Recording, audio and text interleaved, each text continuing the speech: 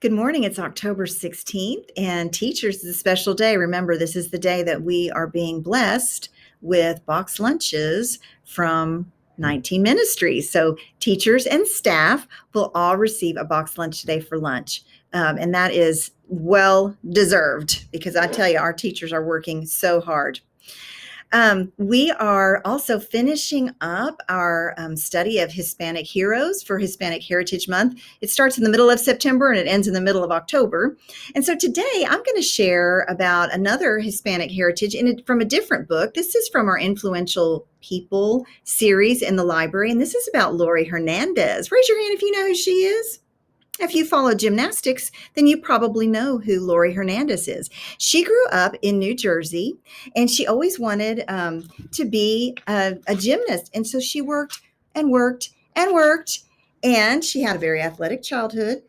She trained, and she was chasing her dream to be an Olympic athlete. But guess what happened? She got hurt.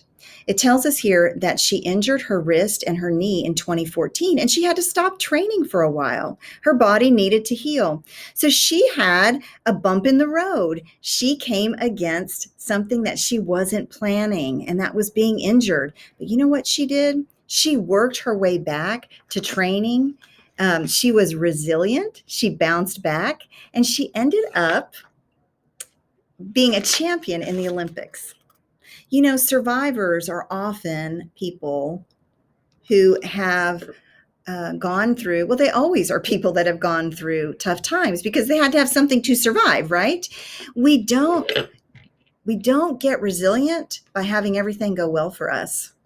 It's only when we hit hard times and we bounce back that we develop our resiliency muscles. And it's not fun. That is not fun. But when you bounce back and you overcome a hard time, then you are a survivor. And she is a champion that not only survived, she thrived. One thing that's interesting about her, I'm looking at, this book has a lot of text features. It is a biography, which means it's written about a person. It's nonfiction, which means it isn't made up. It's a story about their life. But right here, there's a text feature that says all smiles. Hernandez is known for her bright smile. Her nickname is the human emoji. That makes sense. She does really have a beautiful smile, doesn't she?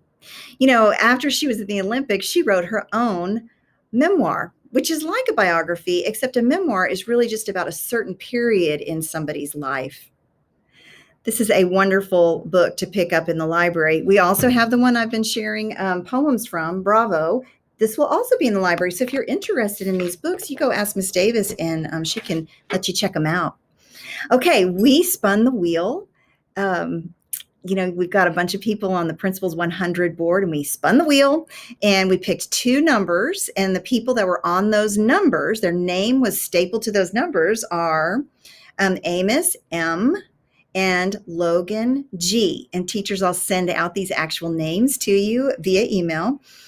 If you will send those two kids down to Ms. Guzman, our counselor's office, she has a box of prizes for them. And then send them on down to my office, and I have some books that they can each pick one. They can each pick a book.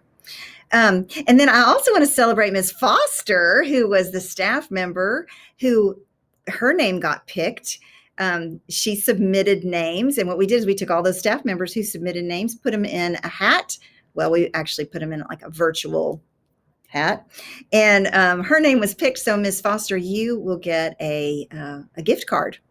All right, everybody, keep staying on the prowl. Keep remembering that you can survive, that you are resilient, and that you are loved. Have you heard it lately? If you haven't, you need to hear it from me. I love you. Have a wonderful weekend.